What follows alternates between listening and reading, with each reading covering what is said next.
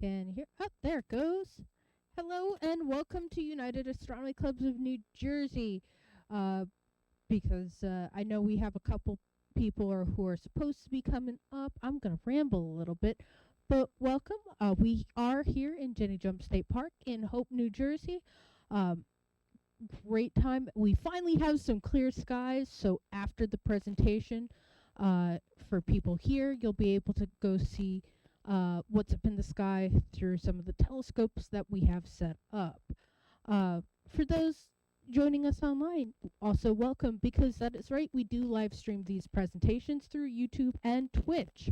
So if you're ever out and about on Saturday but can't make it here, do feel free to drop in on our streams and say hi and ask any questions you may have. Also check us out on our website, uacnj.org. It's where you're going to find a list of all our upcoming talks, and as well as a list of our member clubs, because we are a club made up of other clubs. And if you are interested in astronomy, one of the best ways to get involved is actually to join your local club, so we always encourage that. If you happen to be an astronomy club and you're looking for a way to get some publicity, it helps if I don't stumble over my own words. Do feel free to reach out to us, and we can talk about having you join our organization. In addition, you can check us out on our social media pages, our Facebook, our Instagram, our Discord server, all great places to know what's going on. Ask any questions you might have, because we've all been there, done that, had a new telescope and been wondering, what am I doing wrong? I can't figure out why I can't view. We've all been there at some point. Great place to reach out to us. So, besides that, we do have a little museum and gift shop, which I will be manning after the presentation. But unfortunately, since they don't allow me to be in two places at once because that breaks some laws of physics, apparently, I'm not allowed to break those laws. That'll be after the presentation. Yep, everyone, come on. We're going to be starting the presentation shortly. Come in, find a seat. All right. Yep. It's just I know your seat I know for a fact the seats you brought look way more comfortable than those benches. But if you don't have a seat, we have a few benches, so do get settled in, because we are going to be starting the talk soon. Right. So, for people here, if you need to use the restroom, that is the porta potty in back. That is illuminated by a red light. It'll be much more apparent that there's a red light there once it gets dark. And it will get dark since we are in a state park, or at least as dark as New Jersey gets, being as we are very close to the light pollution that is New York City. We love New York City, but at the same time, we wish you had lights that were a little less bright. That being said, it will get dark, so when we go to leave, if you did come in a car, do use your headlights. I do not like getting run over. I am sure everyone here also feels the same way. Behave. You gonna behave? Sometimes you need to percussive maintenance the things to get them to behave. But let the volunteers, who will be denoted by name tags, do any percussive maintenance that needs to be done, because we don't want to accidentally break anything.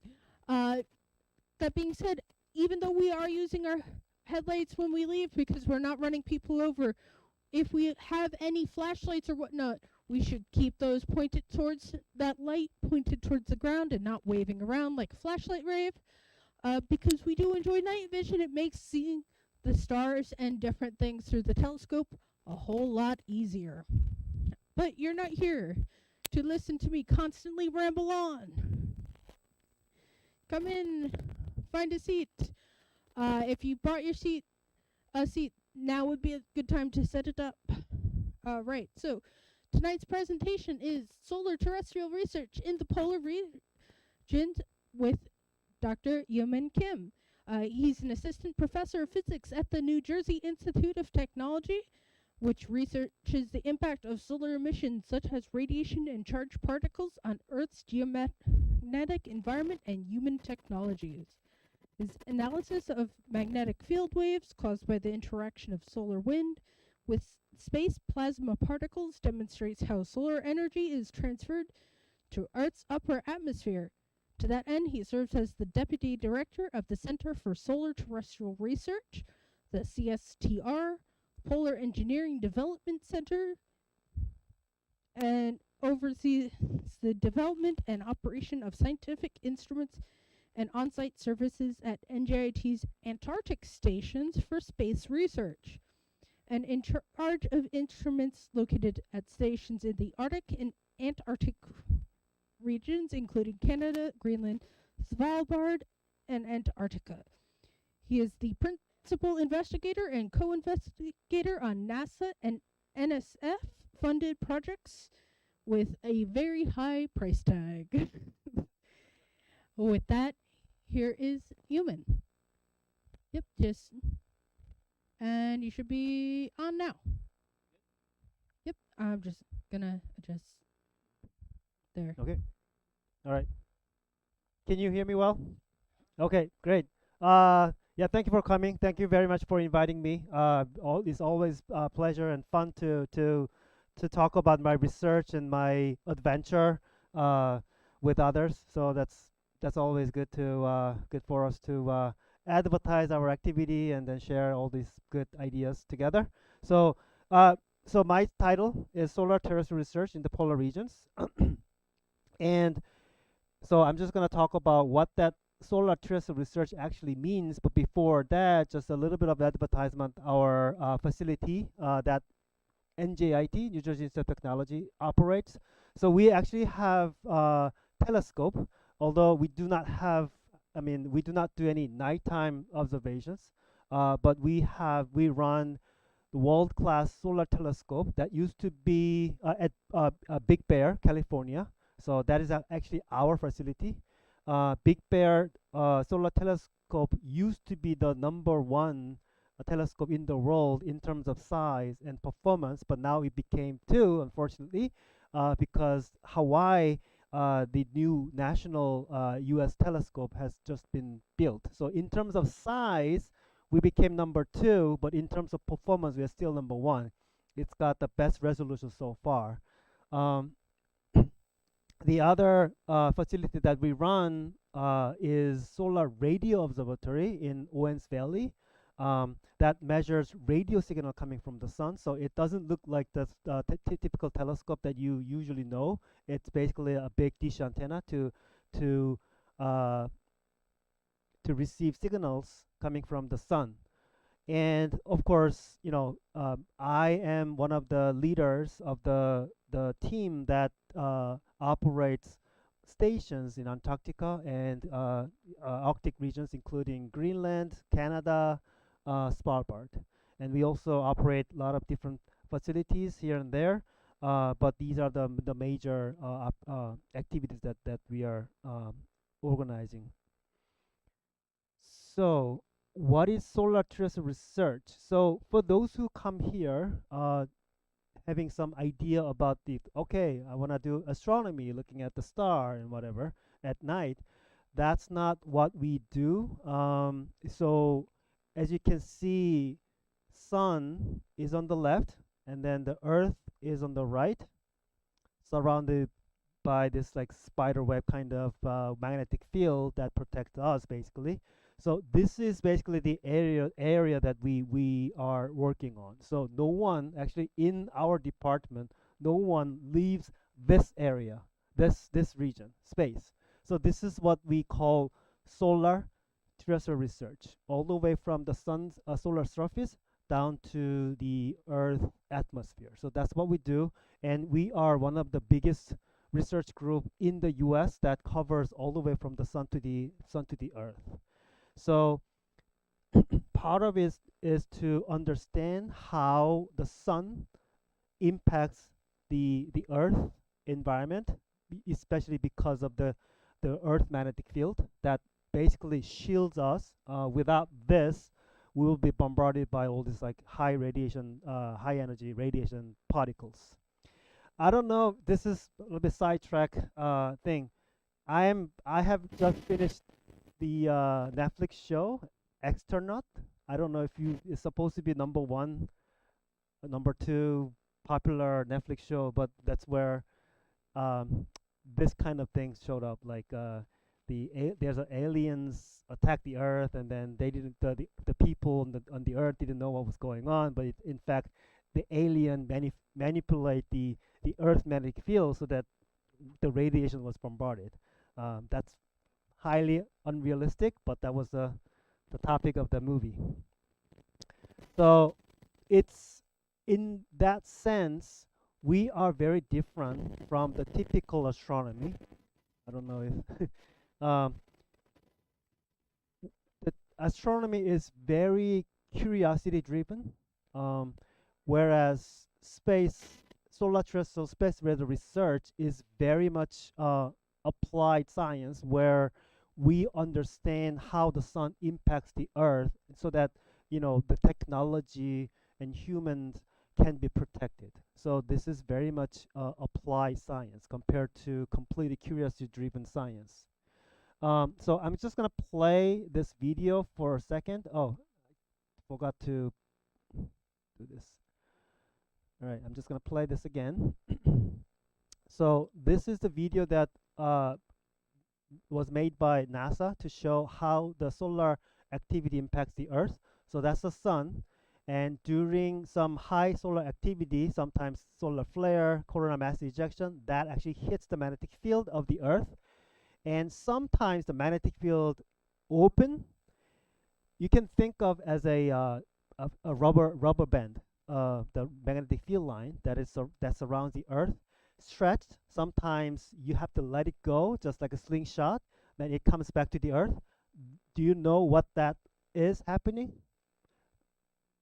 That is aurora borealis. So the lot of energies is bombarded from from the space. So that's actually manifestation of the interaction between the Earth atmospheric particles, and then the high energy particles coming from the space.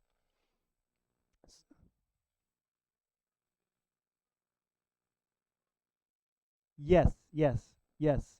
So when the solar activity becomes more enhanced, then the aurora region can expand so that even Hawaii, New Jersey, last one was even seen somewhere in Texas, I guess.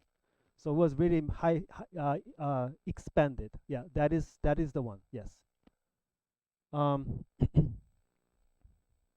okay. So one of the very difficult concept which I try to avoid, but is magnetic reconnection. So there's a magnetic line, but they reconnect and reconfigure just like this, so that when that happens, particles can be accelerated, heated, or the the the energy that is trapped somewhere can go through this open field line. So that is one of the very important physical process that is involved in this solar terrestrial physics. So as you know, the Earth has magnetic field, and if there's nothing around, it'll look just like magnetic field that you will see around the bar magnet with the iron filings like this. However, we do have sun. So when you have sun, then sun emits particles as well as magnetic field, which deforms the magnetic field line of the Earth. This is slightly more realistic Earth magnetic dipole, but then it can become much more dynamic and complex because the solar wind that carries particles coming from the sun is supersonic. And imagine if you have a obstacle in the high flow stream, you have shock around it. so that also complicates the structure in the magnetosphere. And the other thing that complicates this process is the fact that this guy, the blue line, which is Earth magnetic field, is more or less fixed. However, the interplanetary magnetic field, which is coming from the sun, change the polarity all the time, all the time. But when the field line is opposite to the Earth magnetic field line, they reconnect, and sometimes it opens up. That open the gate allows some particles to come in. That also happens here as well. And then especially the particles coming from the other side of Earth can freely move through the field line and hit the Earth. That causes aurora. Okay, so that is one of the reasons why. Okay, what do you do?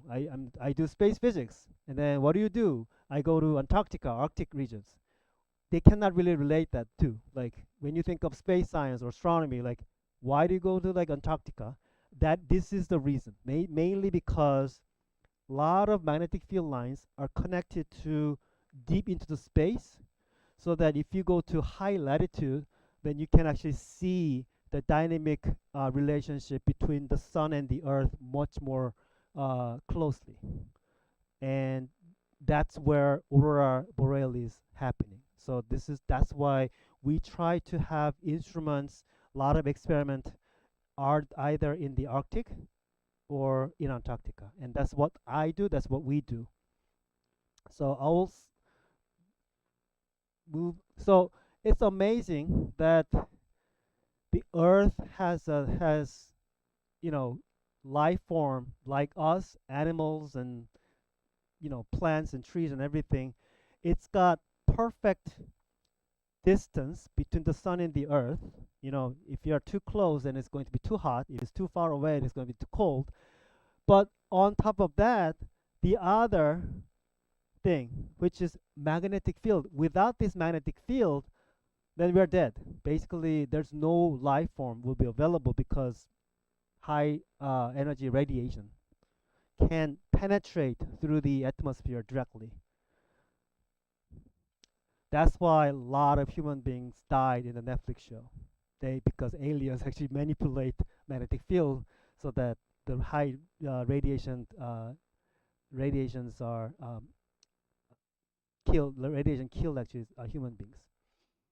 Okay, so I don't want to go through all this, but the interaction between the sun and the earth is very complex, which also creates current, which is the motion of electrons around particles. There are lots of particles around the earth, which can be disturbed by the solar activity. So that current can move things around. The motion of particle can also be seen on the ground. One is actually aurora, and then there are a lot of activities can be seen, so which I'm going to be talking about. So what do we observe in the polar regions? Okay, so we take advantage of magnetic field line because if you say jiggle one of the field line, that motion propagate through the field line so that you can actually see something on that field line. That's the one of the advantage of looking at deep space, not deep space, but the solar-terrestrial environment can be seen on the ground. So that is called conjugacy. Each field lines has unique trace, so that if you jiggle there, you can see something over there. And this is also conjugate. So say if you can visualize magnetic field here in Jenny jump here, if you follow the magnetic field line, I think you will end up somewhere in Antarctica, amazingly, actually. So if you jiggle that particular magnetic field line, that jiggle can be seen either here, here, and then somewhere in Antarctica. So each field line has its own unique tracings. That is done usually by instrument called magnetometer. that measures intensity and the direction of the magnetic field. Um, this sounds a little bit unfamiliar to you guys. However, everybody, all of you guys actually have magnetometer in your pocket. Your smartphone has magnetometer. Do you have Xbox or PlayStation? That also has magnetometer to know the direction, whether your what is it, gun or gloves is up and down or not. So basically, that measures magnetic field orientation. But these are much fancier version. I'm talking, say, maybe a couple of dollars here on my cell phone, but this one is like, I mean, probably thousands to millions. Especially the satellite ones must be much more expensive.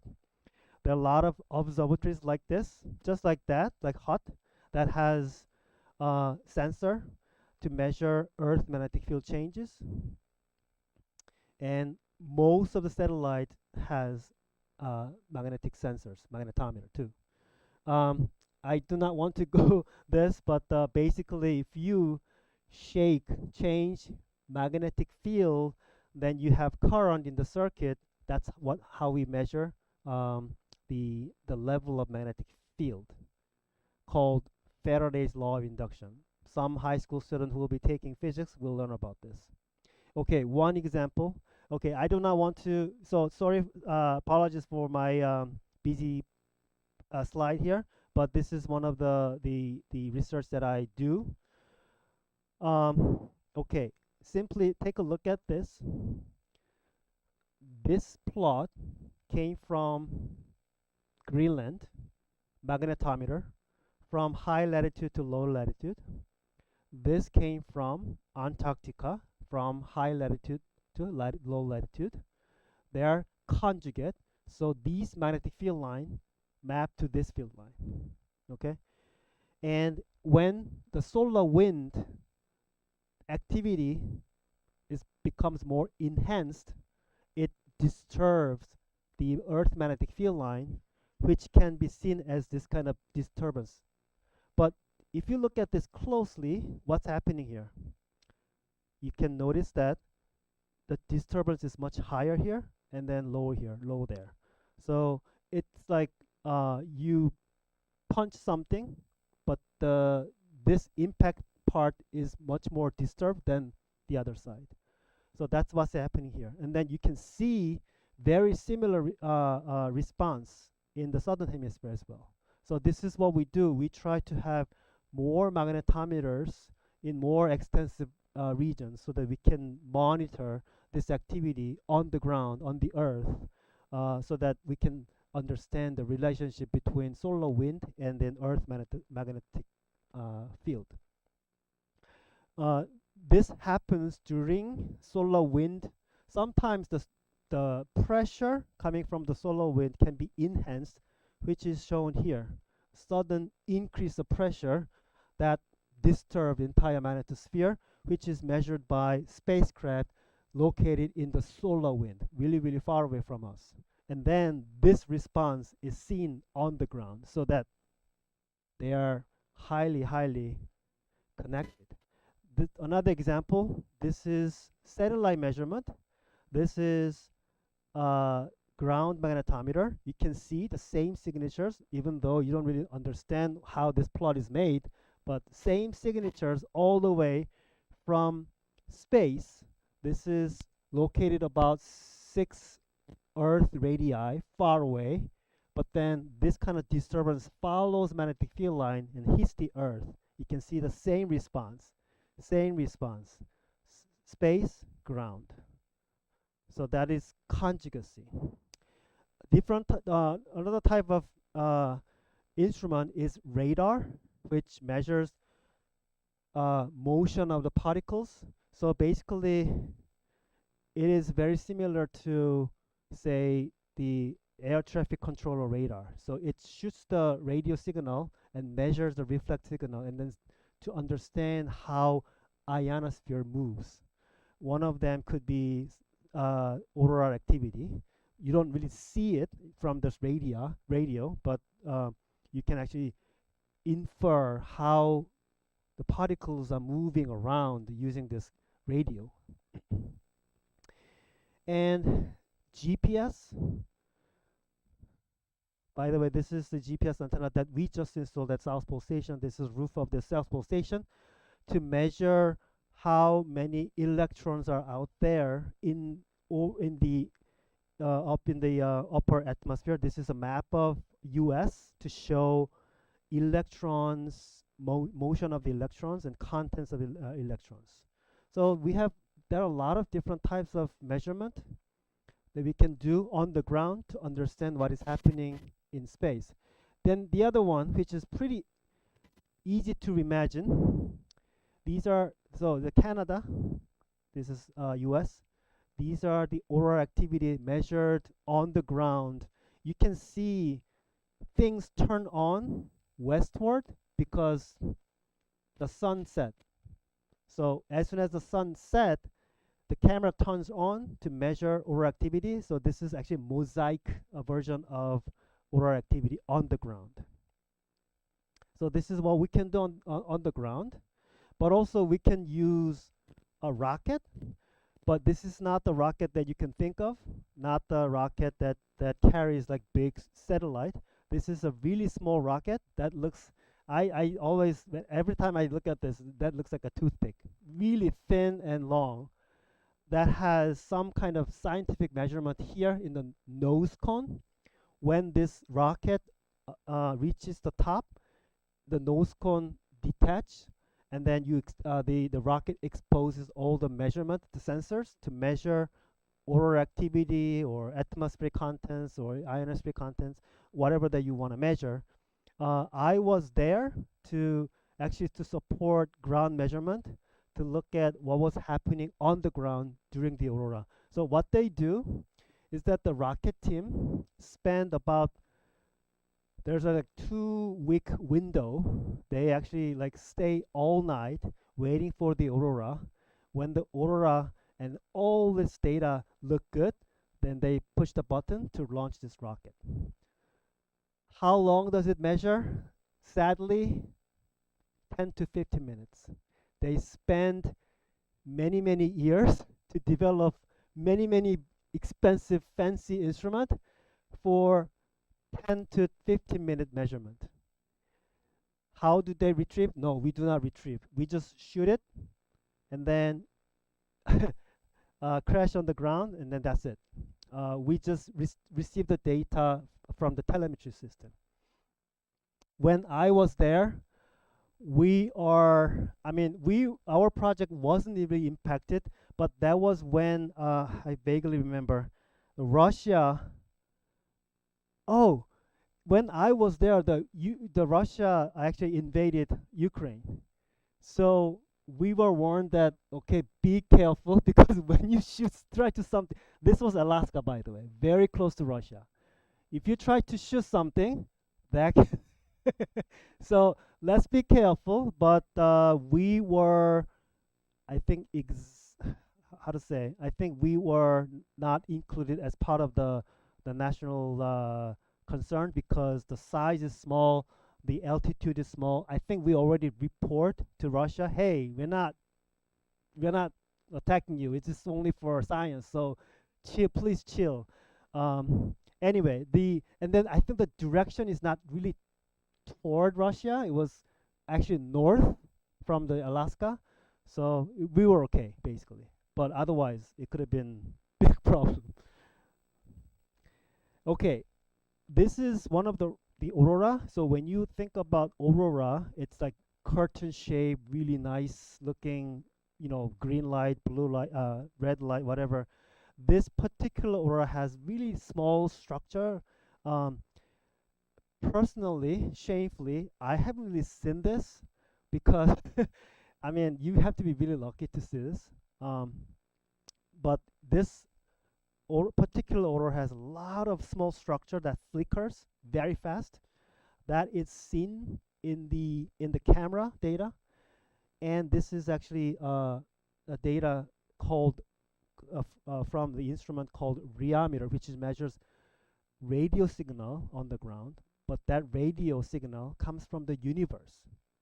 So you know, probably astronomy people would know about this. The galactic radio signal. This radio telescope is to measure that signal, but during auroral activity, actually auroral particles blocks the view of the radio signal, so you can actually have less signal during this auroral activity. So if you look at these two signals closely, they are anti-correlated. When the auroral activity goes up, the signal goes down. When the auroral activity goes down, then the signal goes up. So they're anti-correlated. So that's why we use this particular instrument for the study of aurora. That is how that looks like. This is a riometer that I installed, and this is the video that my friend took because I had to leave because my course class. So when I got there, the very well-pronounced scientist studying aurora, he said, "This is the aurora that the best aurora that I've seen in my entire life, but I missed it." And then I left it because of my class. But then they saw this, the another beautiful aurora, so I missed the total. Um, well, it is what it is. But this one is beautiful. You can see, yeah. This is the control building for rocket launch. Of course, the rocket site is far away, um, but this is where people stay and then push the button. Um, it's interesting. Let me go back. This is fun. This one, I don't know if you can see this. This rocket booster is covered with styrofoam, big styrofoam, because you don't not want to get all the rocket fuel frozen. So you protect it. And I asked them like, so what are you gonna do during the launch? We just leave it there and then just push the button, then just the styrofoam just blew completely. And then the guy said, well, try not to walk around because there are a lot of explosives. So if you walk around and try to go through security, then you can be flagged. So try not to walk around that place.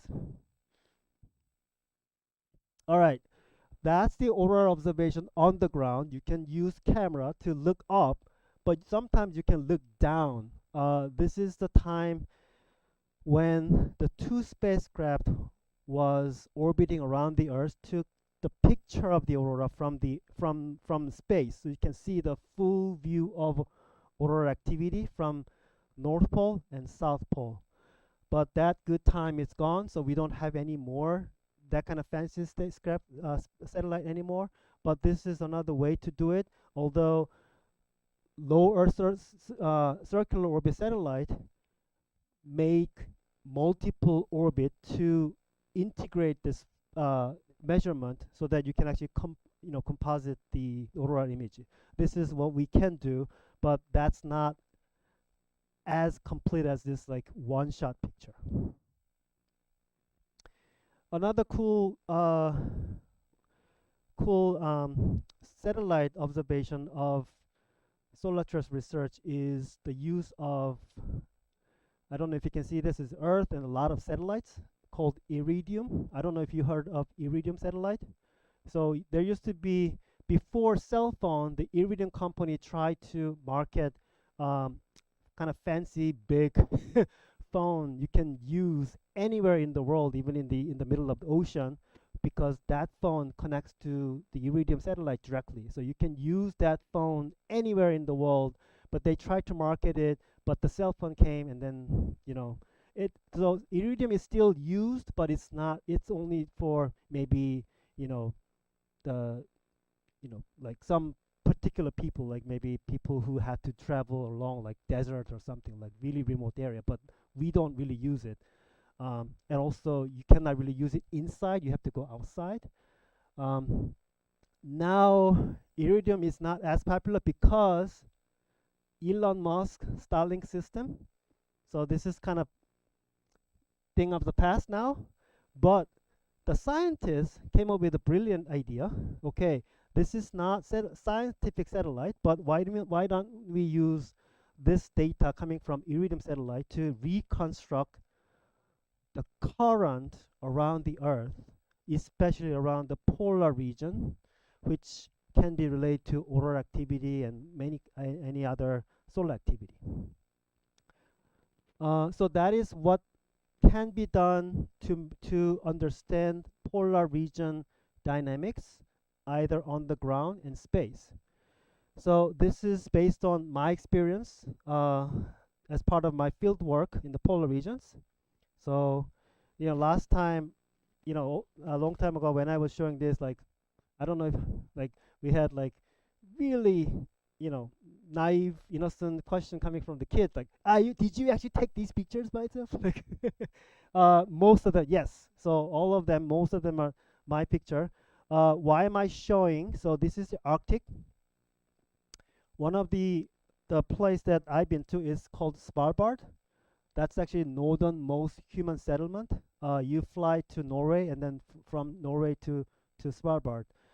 Whatever they have is can be claimed as northernmost post office, northernmost kindergarten, northernmost coffee shop, whatever, anything. Uh, why am I showing picture with guns? Because of polar bear. So uh, you should carry the gun every time you go outside. So it was pretty funny because um, every time my colleagues, so those who are trained, properly trained, can carry. So you have to submit your paperwork to Norwegian government. By the way, this is Norwegian territory, so it's governed by Norwegian government. You have to submit paper to show that you're proficient in using firearms and whatever. So I was the only one. So every time my colleague wants to go to, like, can I go to the restroom? Then have to carry the gun, go together. Um, um, yeah, for this Polish guy holding a real gun, but I was holding flare gun. So the rule is that you shall not kill polar bear right away.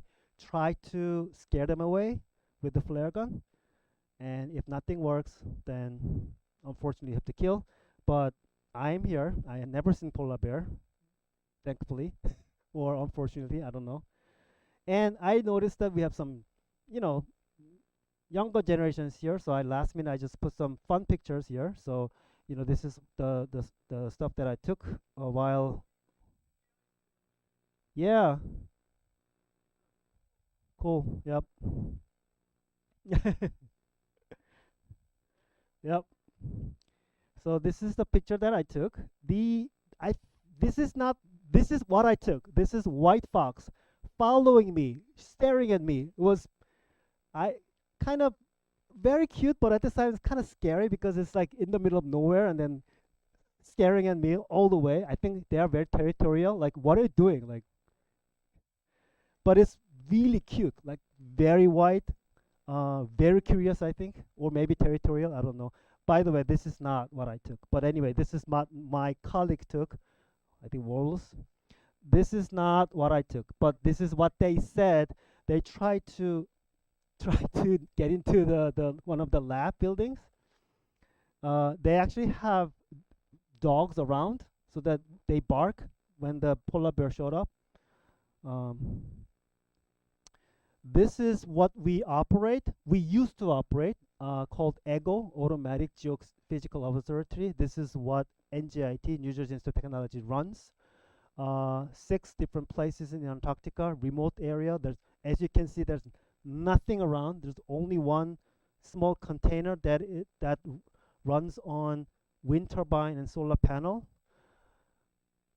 Um, the reason why it's got building because there's no one living there. It's just like houses some instrument, but that one was originally designed in 1980s when there was no solar power and wind turbine. They used to use fossil fuel generator inside, but they have a lot of problems because of condensation inside, and also you have to supply fuels every time. So uh, around 2000s, the engineers from NJIT replaced the old system with this sustainable power. One of them is actually Gil Jeffer, who is, I don't think he's around here, but he's been down there many times to replace the system. And that's me. And then this is how we camp. Um, this is how we transport things from the main South Pole Station. We put some survival gears, food, and every tent and everything, with including the instrument. We go there.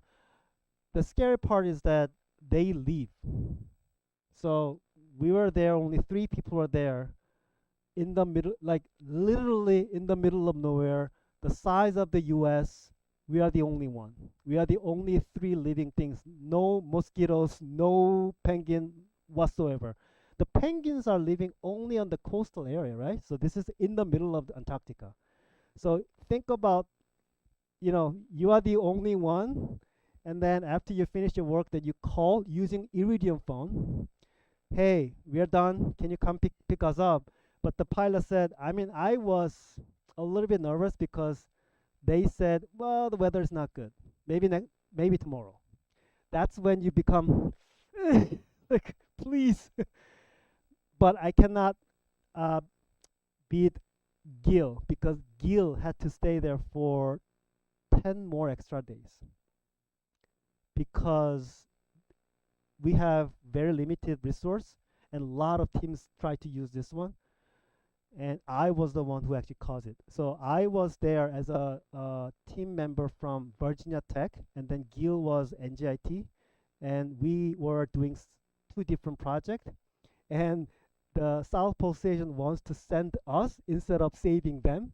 So when Gil and other people were stuck in the middle of nowhere, hey, you guys just go. You guys have to finish this project. So we were able to take the plane while they're waiting for the plane to be picked up for 10 days. Ask Gil later. I mean, that I don't want to deal with that kind of situation. This is how we move from New Zealand. So we fly to New Zealand from here and stay there, and then take this plane. Uh, I don't know who's military like maniacs. C-17 Globemaster, which is huge. I think you can have two tanks inside. That one is smaller. It's got propeller, LC-130 Hercules. That's how we are treated, like one of the cargos. And look at this Loadmaster lying down like on the back. Um, Notice the difference. This one has wheel landing gear. This one actually has sled. So the sled can go down on the ice sheet. This one can land only on the really well surfaced ice sheet. This one can land some a little bit more bumpy surface. Climate change also affects us because ice is melting, so hard to operate. The window is becoming narrow and narrow. Last time I was there, I was on the plane. We were about to leave. This one is monster, really loud, um, and it was moving, bumpy, and moving, and then gave up because the friction was so high that it could not take off. So it came back and tried, I think, two more times, and then we finally took off. So because of the friction, yeah, ski. It's really slow and then loud, and then imagine the friction. If you look through the window, it's like the snow is like splashing everywhere. Yeah. So I never seen that or been on it, but the idea during this like high friction time, they actually add some rocket booster. That would be really cool to help lifting. Yeah, this is what we do. We install magnetic sensor and a bunch of batteries, and solar panels, and everything. Um, U.S. Antarctic program, Amundsen's called South Pole Station. It's a really full-blown building, pretty big. It's got, dormitory, lab space, and everything. This is, by the way, this is a pole marker. That's actually geographic pole. So if you hold it and then go around it, then you can claim that you go around the world.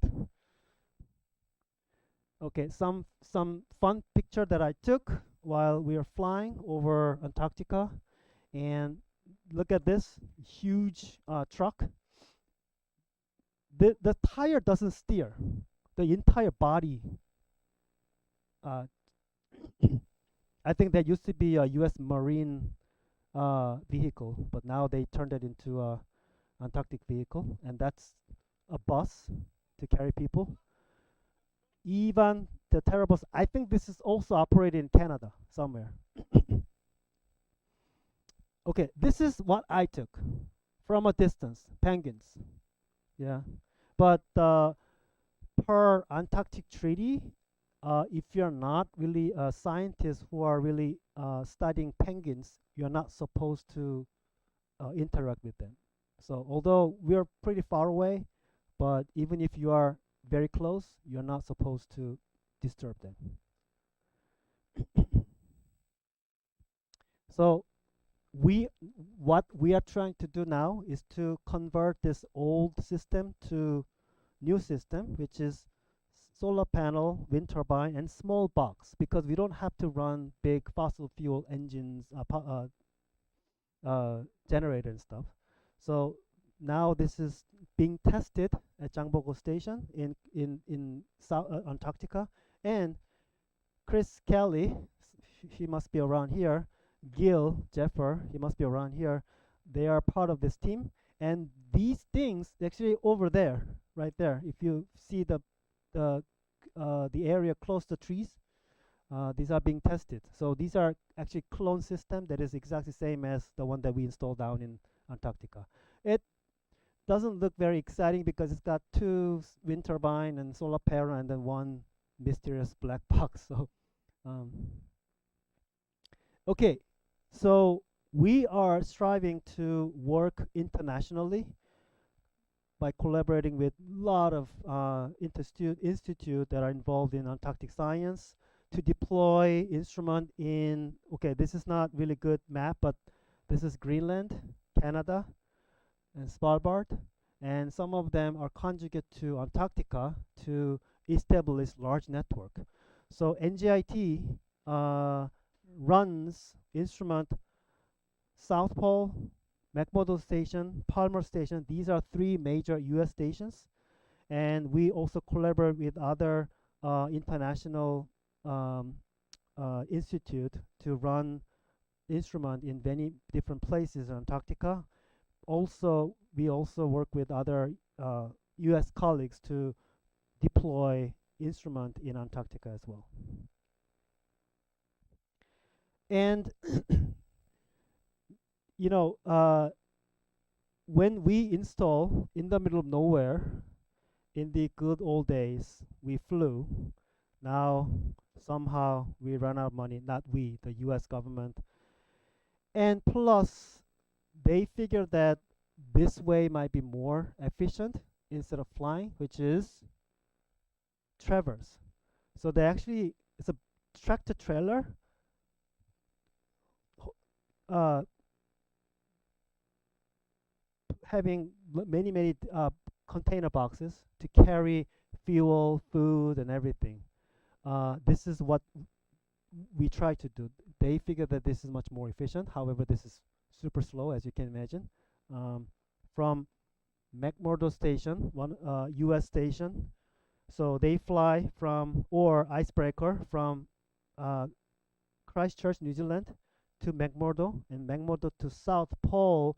They carry things like that, traverse team, to go from here to here on land route, which takes about, I don't know, I haven't really figured out, but at least many weeks. weeks. Imagine this is about more than 1,000 miles, and then the tractor really, it's almost like walking speed, right? It's really slow.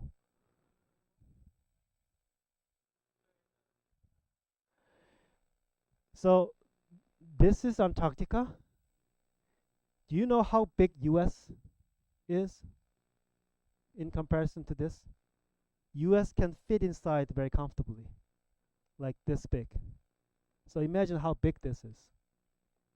Hmm? Antarctica. Yeah, yeah. Okay, so last part. So why care? Why do you study? So I told you that this is like completely curiosity driven. It's not curiosity driven like astronomy. This is actually application based, actually practical. There's an actual practical reason why we care about this interaction between sun and the earth. Lot of them. So of course, if you're in the Stone Age people, yeah, solar activity doesn't really impact our life at all. But now you use cell phones, communication, aviation, everything can be disrupted due to the solar activity, enhanced solar activity. Spacecraft can be damaged. The circuit can be fried during higher solar activity. Solar panels can be degraded. The orbit of the spacecraft can change because of the more particles coming in, more air drag, causing the change of the orbit. Human health, radiation. Actually, probably I'm not going to be affected by that, but you know, cabin crews, pilots, they travel very often over polar region where the radiation is higher. So during higher radiation, during because of the higher solar activity, sometimes they even change the route, which can cause more money, uh, more time, and especially women who are pregnant may not be able to take this flight. So I mean, we are fine because we don't really fly that often, but the maybe flight crew, especially if they're pregnant, then probably they are advised not to take that route. Um,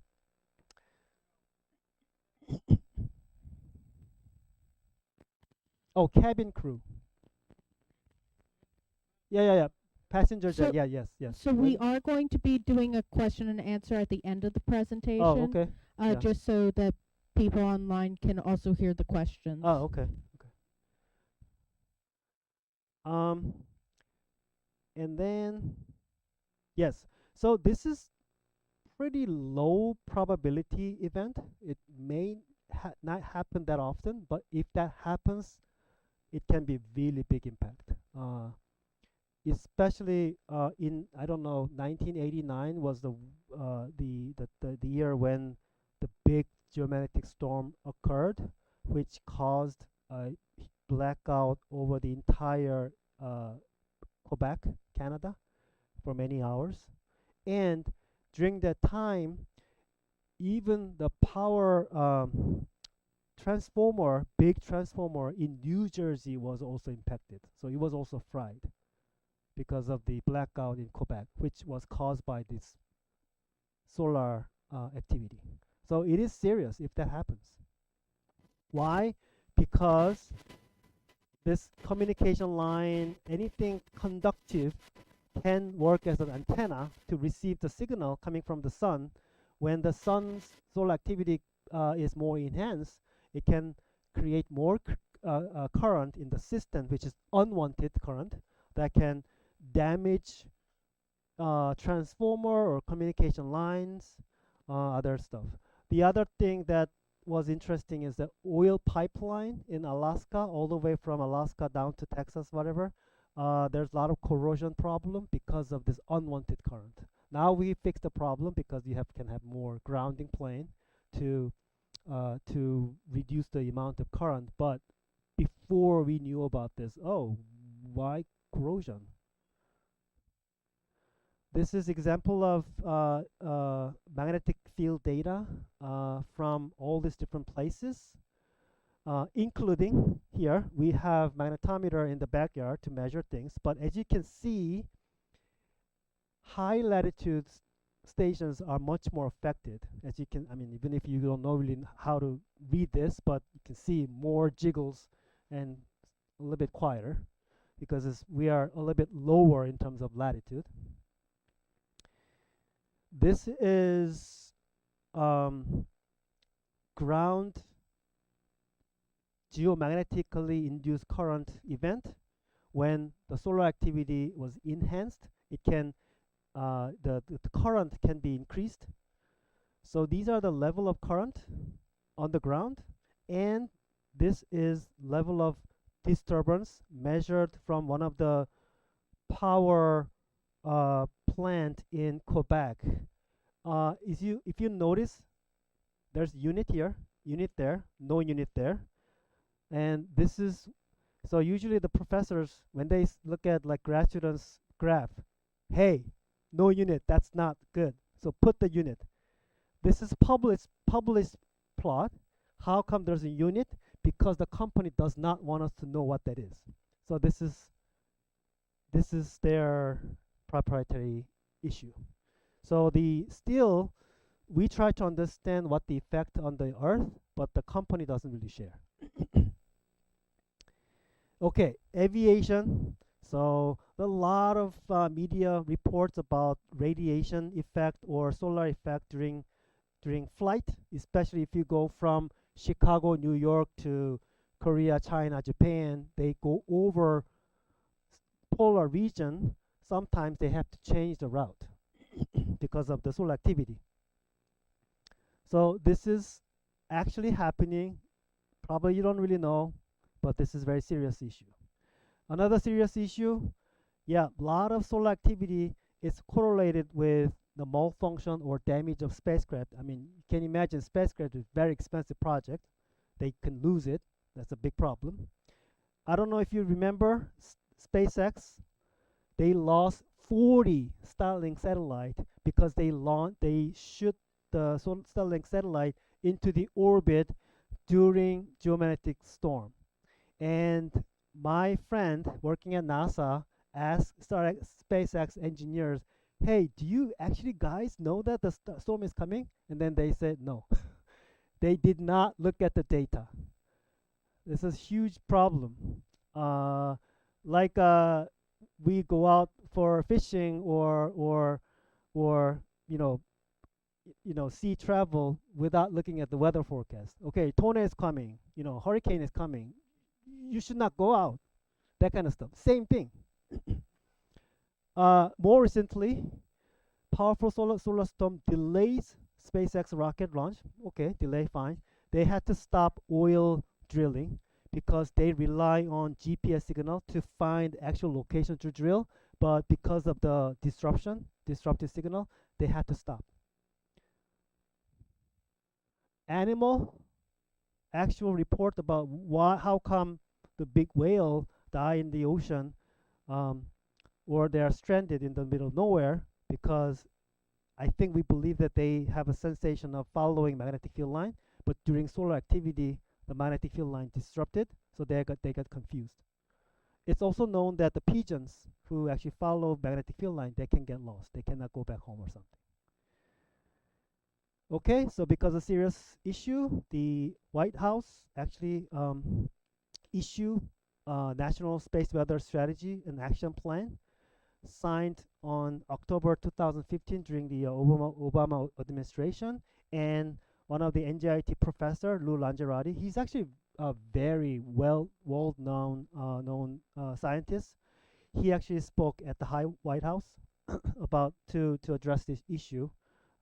By the way, he was part of the Voyager project team. So the Voyager is still flying, still sending data. Amazing. So there's an executive order in 2016 by Obama during the Obama administration to address the issue. This is a serious issue. So space weather issue is one of the top 10 national threat, like including terrorism, climate change, whatever. This is one of them. So okay, so that's all I have. And lastly, I always show this restroom, 5-star restroom in the nowhere. Even though there's no privacy, the privacy is guaranteed because there's no people. As long as two other people don't look at me. So by the way, this is built by just saw so that you can make the block and then just uh, put them together. So okay, that's all I have. Thank you. All right. Thank you, Yuman, for a great presentation. Uh, Thank you guys for coming. So we are going to be doing a question and answer session. Um, Before we get into that, because I know a couple of you snuck in after the safety briefing, and I just want to make sure everyone gets to hear it. If you need to use the restroom, that is the porta potty located in the back. It is illuminated by red. It is on my left, your right, behind you. We have a museum area and gift shop. I'll be manning that after question and answer session. Like I said, unfortunately, I can't do too many things at once, and I definitely can't be in two places at once since it breaks laws of physics. Um, what We have a number of telescopes out manned by volunteers. Feel free to go up to them, ask what they're viewing, what they're doing. Some of them I think are doing astrophotography, and would be more than happy to talk to you about that. Um, do ask questions, do follow the directions. When you go to leave, we are using headlights on our vehicles. We prefer we don't get run over or anyone really get run over. Uh, let's just avoid that amount of paperwork and hospital bills tonight. Uh, if we are walking around with flashlights, do keep those pointed towards the ground because we don't need to accidentally blind people or lose night vision more than we actually need to. With that, how question and answer session is going to work is for people here, you're going to raise your hand and kind of wave it about because even though I have some amount of lighting, uh, it gets a little harder when I get to the back, and my vision is kind of movement based since I've been staring at a screen. People online, you have it easy. You just get to type. Uh, so with that, we're going to get started with the first online question that I actually think you answered during the talk. During the bio, he said he was involved in Antarctica projects. Has he been to Antarctica? Yes, yeah. These pictures are the one that I took, including this. I actually built this. Yes, I've been to Antarctica so far 6 times, and unfortunately around Christmas time. Um, yep. And we are trying to head down again sometime this next year, but nothing is guaranteed. Right now, McMurdo Station, which is the main station, is under renovation. So because of that, we cannot really go to South Pole because there's no enough bedroom in McMurdo Station. Plus, now everything is being cut, federal funding, whatever. So there are a lot of uncertainty going on. But hopefully, we can come back. Yeah. All right, what's it? Oh, let me get you the microphone so people online can also. Sure. How do you feel about doing your work in one of the coldest continents in the world?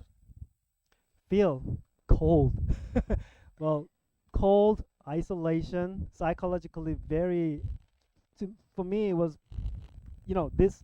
I mean, working at South Pole Station is not as bad as working in the remote field because you have feeling of isolation. Uh, the other thing that was very challenging was in addition to being cold, is actually high altitude. It's more than 10,000 feet, so you have 70-ish% of oxygen level. So every time you walk around, you just have to catch your breath, and it's really hard to fall asleep.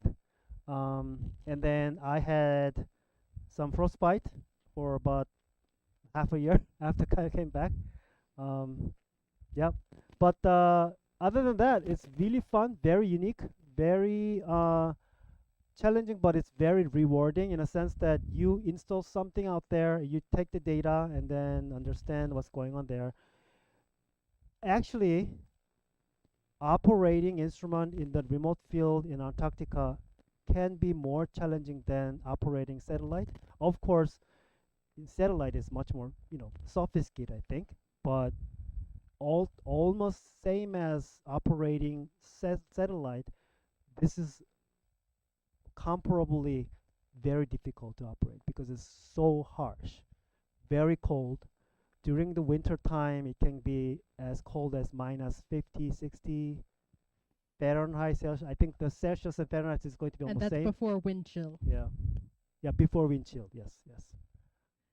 So, but yeah, once we get the data, we are very happy to look at the data. We are one of the few team members doing this kind of things.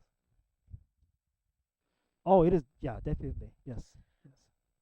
Right. So our next online question, and I believe this was during the slide where you showed the magnetic how the sun affects the magnetic field.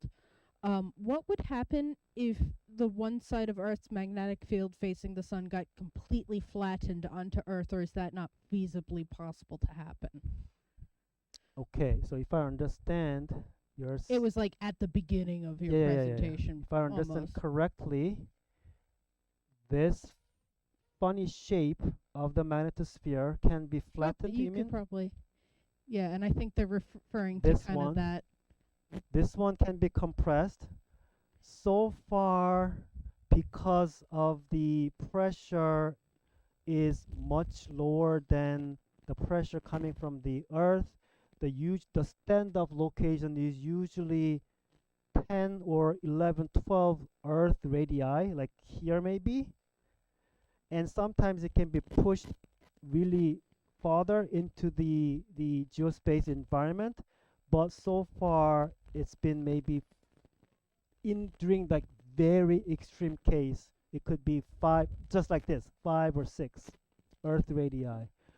So what do you mean flat? Meaning I like I, this I one is think if they completely, just like funk yeah. surface of the Earth. So first of all, that may not happen until the sun explodes or something. Uh, but if that happens, I think then the the reconnection point where the magnetic field line opens up is going to be really really close. So probably the more high energy particles can impact the Earth atmosphere. But that's a really good question. I haven't thought about that extreme case.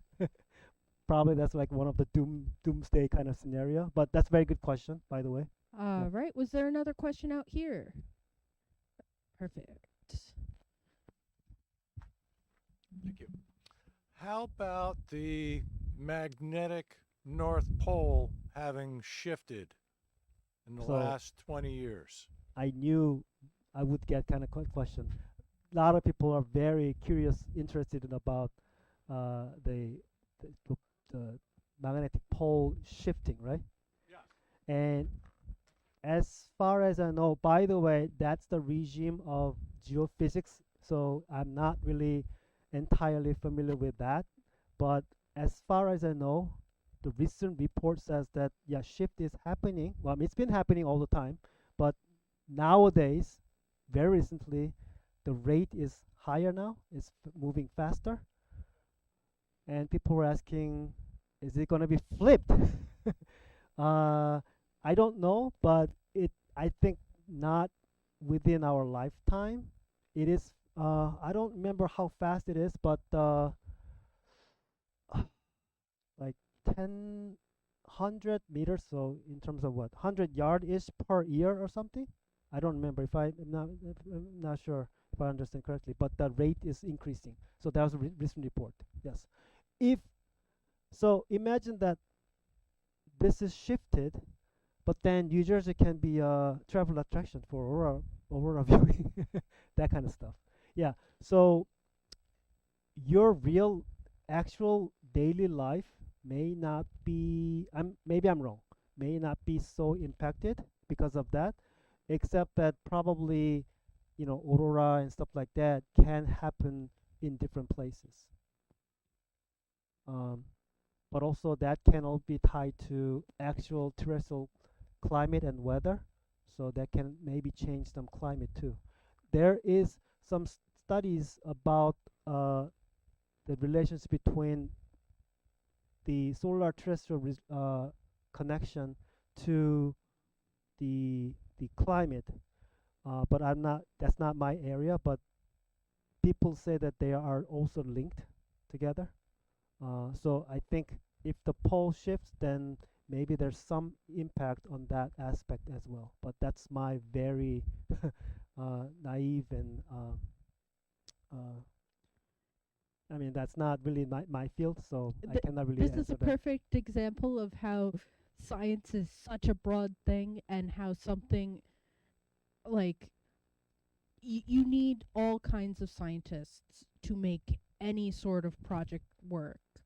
Um, you know, even our archaeology, you have people where like, oh, we don't know what it is. You ask a tradesman, oh, that's a scraper for scraping hides, and they know what it is. So very good example of how sometimes you can get into a niche area of science and why you need all brands of science. You need the astrophysicists, you need the engineers, you need the geologists and whatnot, and biologists. The interdisciplinary studies is trending as well. You should not just focus only on this aspect. Just like you see when you go see a doctor, you have to ask this doctor and this doctor together, so you have to compile all this knowledge. Otherwise, you get only one biased opinion, right? Yeah, yeah. Mhm.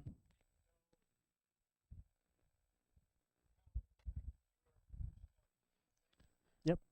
Right. So our next online question is: do scientists actually try and brainstorm to name their projects in ways to get cool acronyms, or is there like a department they hand their stuff into that does that for them?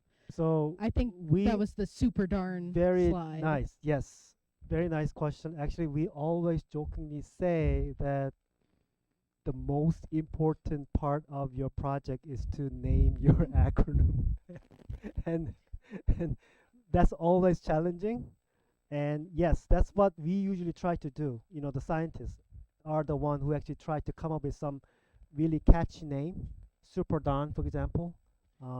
It stands for something, Super Dual Aurora Radio Network, but it you put together. So yeah, I mean, It makes the non-sciencey people who may be funding you probably remember your project a yeah, little bit better. a lot of NASA, spacecraft project has like acronyms, which is really easy to remember, stuff like that. So I know this is very challenging, but I nowadays, because of computer, there's actually acronym generator, so you can just throw all Oh, this. so we're cheating now. Yeah, we just Okay. throw all these like words, and then they can create some kind of fancy, word and stuff. Anyway, we can. Right. Was there? Oh, we got another question out here. I just want to thank you for your work. It's so meaningful, it's so Thank you. brave Well, and important. And I am just like really impressed. thank you for So being a thank you. taxpayer. Thank you so much for doing this work. Thank you. Thank you. Right. So we got a couple more questions from online people. Online people, if there were any questions, do get them in.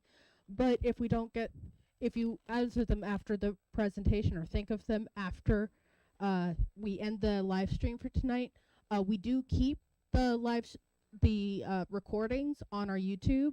So if you think of a question, you can always ask it in the comments there. I do try and scroll through the comments regularly to try and answer what I can or get answers to what I can.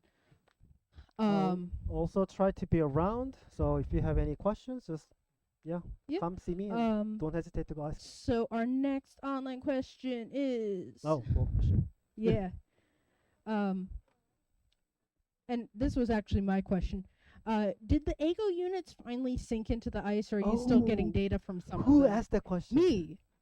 I told you it was my question. Okay, so this is like how to say known secret.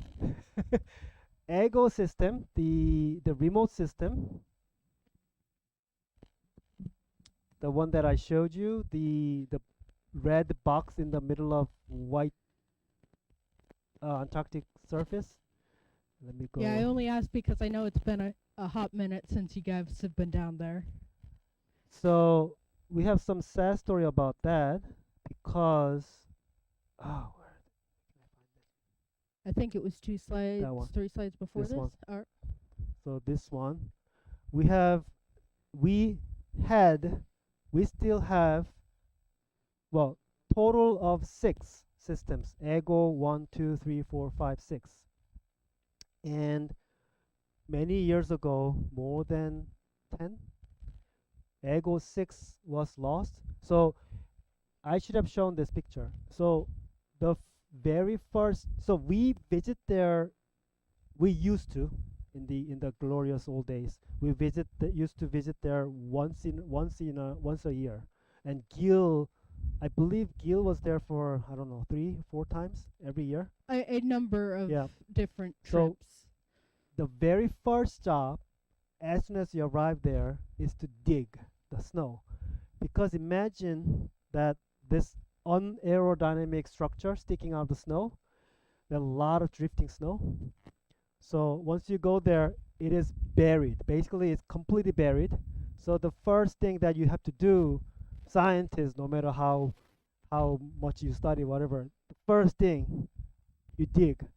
Probably you have to spend good 1 full day or something to dig. And if you notice the post, 4 posts, you actually add another post and then crank up. So you have to do it every year. If you I look think they at do that to South Pole Station too. South Pole Station, look at the South Pole Station. They try to be a little bit aerodynamic.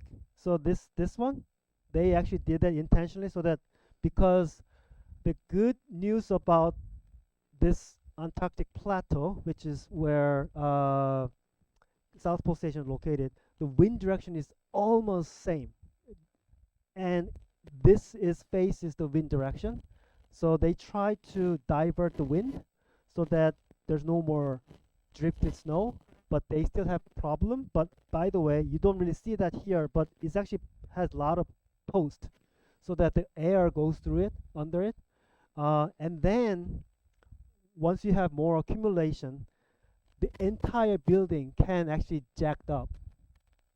They're actually, you can see this behind this panel. These there are two buildings are connected through some. I don't really know what that's called, but like a train is connected through what is it? Some yeah, Oh, he said like about the whole structure. kind of like the airplane tunnels when you're boarding an airplane from the Yeah, terminal. yeah, yeah.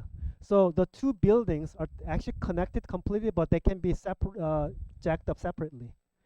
I don't know if you have done that before, but they found out that they still have this is new building, which where they actually considered the airflow, but they still have problems, so they have to lift it up. But I don't know if they actually tried it or not. Um, so yeah, Ego. By the way, going back to Ego question, we lost Ego 6 because we weren't able to visit the site for many years, and then it was buried. We believe that it's buried under many feet down below. So it is gone, and the other ecosystems are still, some of them are still live alive.